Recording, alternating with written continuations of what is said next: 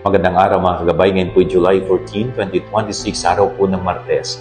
Ako po si Father Marvin at ang ating ebanghelyo ay hango sa ebanghelyo ni San Mateo, chapter 11, verse 20 to 24.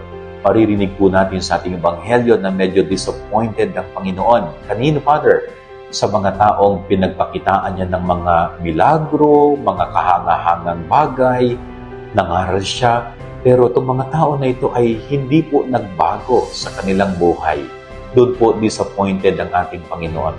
Kaya tayo bilang mga Katoliko Kristiyano, sana ang bawat salitang naririnig natin mula kay Jesus ay patuloy na magpanibago sa ating mga sarili, na magbunga ng pagbabago sa ating buhay. Hindi yung parang narinig lang natin sa ating kanang tainga, lalabas din sa kaliwa. Hindi po.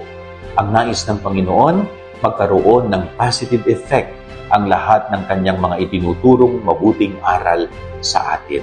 Yan ang ating gabay aral ngayong maghapon. God bless po sa inyo lahat. Pagpalain kayo ng Panginoon.